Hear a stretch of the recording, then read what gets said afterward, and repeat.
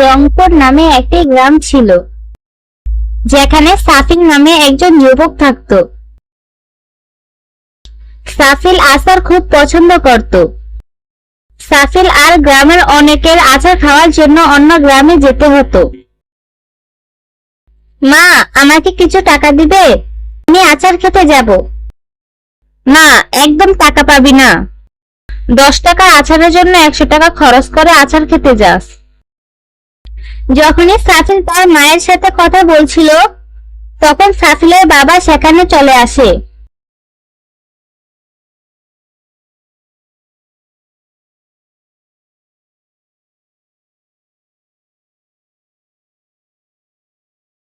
আমি তোমাকে যখনই দেখি তুমি আচার খাওয়ার কথা বলো। বাবা, এবার এইসব ছেড়ে কিছু কাজ করো। বাবা, আমি তো কাজ করতে চাই, কিন্তু কাজ না পেলে কি করব? কাজ না পেলে আমার সাথে তো একটু কাজে সাহায্য করতে পারিস।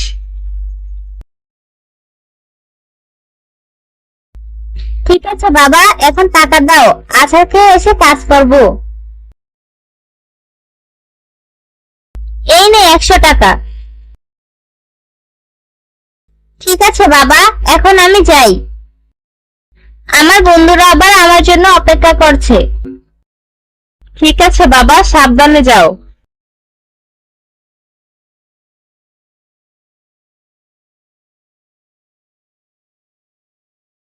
সাফিল তার বাবার থেকে 100 টাকা নিয়ে গ্রামের একটি বড় গাছের নিচে তার বন্ধুদের জন্য অপেক্ষা করে।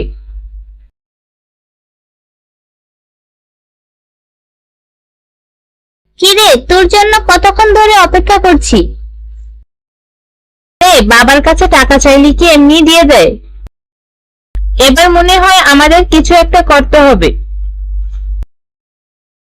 হ্যাঁ রে বন্ধু, আমাদের এবার কোনো একটা কাজ করতে হবে। বাবা মার ঘাড়ের উপর বসে আর কতদিন খাবো? আচ্ছা ঠিক আছে, দেরি হলে আবার গাড়ি পাবো না।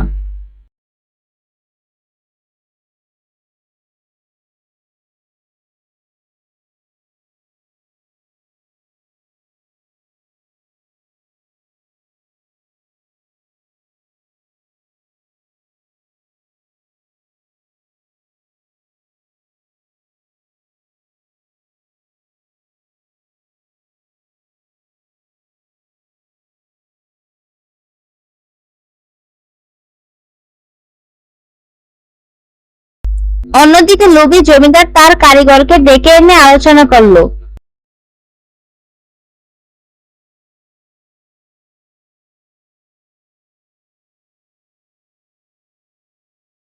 জমিদার মশাই আমাকে ডাকছেন? হ্যাঁ রমেশ, আমি একটা ব্যবসা শুরু করতে চাই। বলতো আমাদের এই গ্রামে কি নাই, যার ব্যবসা শুরু করলে আমার অনেক আয় হবে? জমিদার সাহেব, আমার জানা মতে তো এই গ্রামে সবকিছুই আছে। তবে আমাদের গ্রামে কিন্তু আচার বিক্রি হয় না। গ্রামের অনেকেই অন্য গ্রামে যায় আচার খাওয়ার জন্য।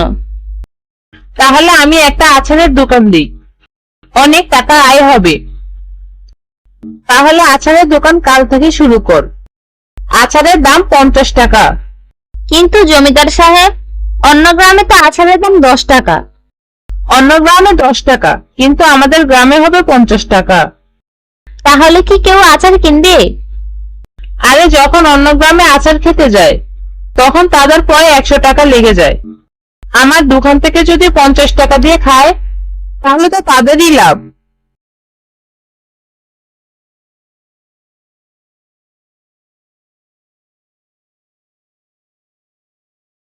কিরে সাফিল, শুনছো আমাদের গ্রামে নাকি জমিদার সাহেব আচারের একটি দোকান দিয়েছে? বন্ধু, তাহলে তো আমাদের জন্য ভালোই হয়। চল তাহলে আচার খেয়ে আসি। ঠিক আছে, তাহলে চল আমরা আচার খেয়ে আসি।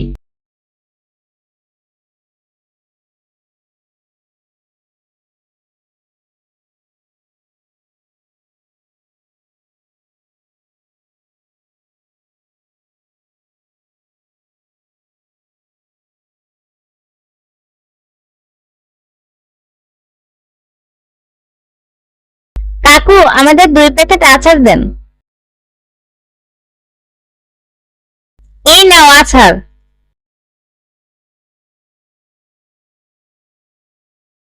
এই নেন কাকা, 20 টাকা। আচারের দাম তো 100 টাকা হয়েছে। কিন্তু কাকু, পাশের গ্রামে তো 10 টাকা করে, আর আমাদের কাছে তো শুধু 20 টাকা আছে। টাকা নেই তাহলে আচার খেতে আসছো কেন? আচার দিয়ে এখান থেকে ভাগ, নয়তো জমিদার সাহেবের লোক দিয়ে পিটাবো। আচ্ছা ঠিক আছে, আমরা চলে যাচ্ছি, কিন্তু আমরাও আচারের দোকান দিব। যা যা দিস, 10 টাকার আচার কিনে খেতে পারে না, এরা আবার দোকান দিবে। আমিও দেখে নিব তোরা কত বড় দোকান দেস। কিরে সাফির, মন খারাপ করে বসে থাকলে কি হবে? তুই তো তাদের বলে দিলি যে একটা বড় দোকান দিবি, কিন্তু কিভাবে? জানি না। আচ্ছা চল, আমরা নদীর পাড় থেকে ঘুরে আসি।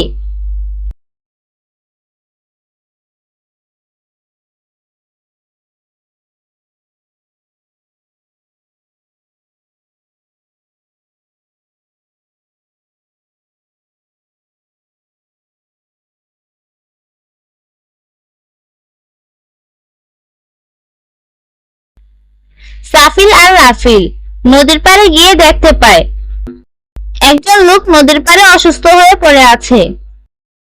কাকু, আপনি কি অসুস্থ? হ্যাঁ বাবা, আমি খুব অসুস্থ। আমাকে কি একটু বিশ্রামের ব্যবস্থা করে দিবে? ঠিক আছে কাকু। সাফি অসুস্থ কাকুকে তার বাড়িতে নিয়ে যায়। সাফি অসুস্থ কাকুকে তার বাড়িতে নিয়ে যায়। এমন রাতে তারা গল্প করতে করতে অসুস্থ কাকুকে সব দুঃখের কথা শোনালো। এই নে বাবা, এই ওষুধটা তুই রেখে দে। এটা কি কাকু? এটা এমন একটা ওষুধ, তুই একটা গাছের চারা এনে লাগিয়ে তার মধ্যে এই ওষুধটা ঢেলে দিবি, তাহলে বুঝতে পারবি এটা কি। পরের দিন সকালে সাফিল এবং রাফিল একটি বড়ি গাছের চারা লাগিয়ে তার মধ্যে ওই ওষুধটা ঢেলে দেয়।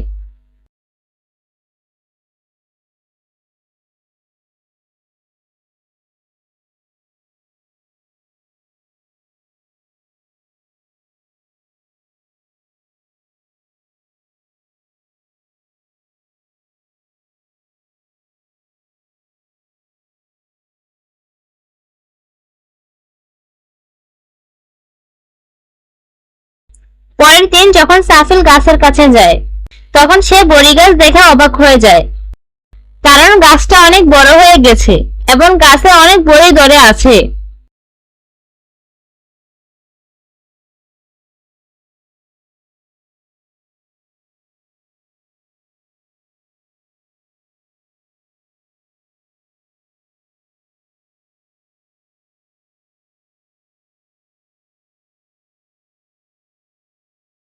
এমন সময় রাসেল এসে বলল,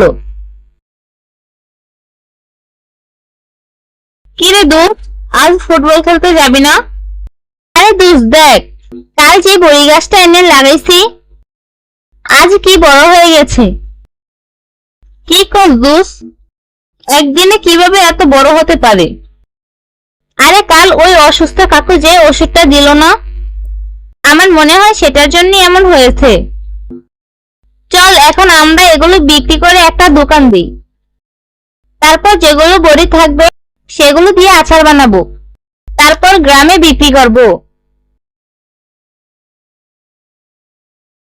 এ কি, আজও গাছে এতগুলো বড়ি! আমার মনে হয় এই গাছের বড়ি শেষ হবে না। তাহলে তো ভালোই হবে, আমরা আজ থেকে বেশি করে আচার বানাবো।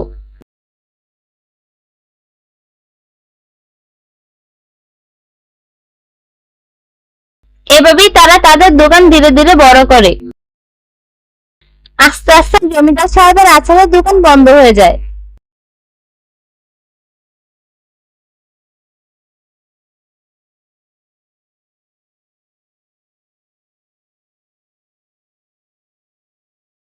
জমিদার সাহেব, আমি বলছিলাম এত দাম বাড়াতে না।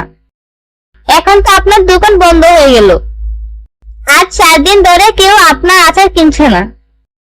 সব আচারে পোকা হয়ে গেছে। কি বলিস? এসব কিভাবে হলো? মানুষ আচার খাওয়া বন্ধ করে দিয়েছে। মানুষ আচার খাওয়া বন্ধ করেনি। আমাদের গ্রামে আরেকটা আচারের দোকান দিয়েছে। কি, এটা আমাকে বলসনি কেন? তার এত বড় সাহস, আমার অনুমতি ছাড়া আমার গ্রামে দোকান দেয়? ওই যে আপনার জমিতে সেলিম নামে একটা লোক কাজ করে, তার ছেলে। কি, ওকে ডাক দে। ঠিক আছে জমিদার সাহেব।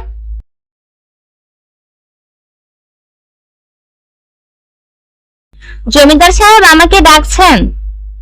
তোর ছেলের সাহস কিভাবে হয়? কেন, কি হয়েছে? আমার গ্রামে আমার অনুমতি ছাড়া দোকান দেয়।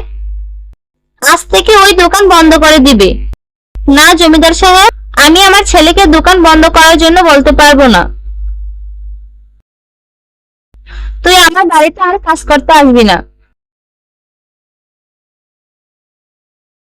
বাবা, আজ আমাকে জমিদার সাহেব হুমকি দিয়েছে তোর দোকান বন্ধ করার জন্য।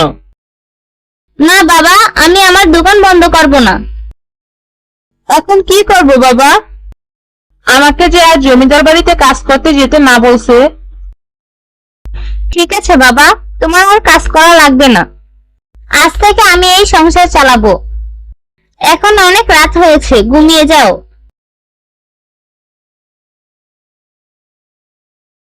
আচ্ছা, ওরা কি এর আচার বানায়? শুধু বড়ির আচার। কিন্তু এত বড়ি তারা পায় কোথায়? শুনছি ওদের নাকি একটি বাড়িতে গাছ আছে। গাছ থেকে নাকি বড়ি শেষ হয় না।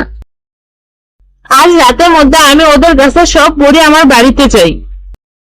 ঠিক আছে জমিদার সাহেব, আজকে রাতে আমি আর কিছু মানুষ গিয়ে তার গাছের বড়ি আপনার বাড়িতে নিয়ে আসবো।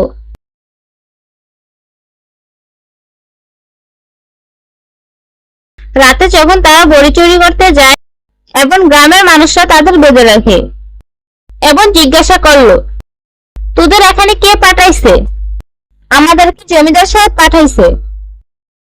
কি, জমিদার সাহেব কেন তোদের চুরি করতে পাঠাবে? সাফিরের দোকান বন্ধ করার জন্য। গ্রামের সবাই জমিদারের বাড়িতে গিয়ে তাকে ধরে আনে। তার গালে কালি মেখে গ্রাম থেকে বের করে দেয়।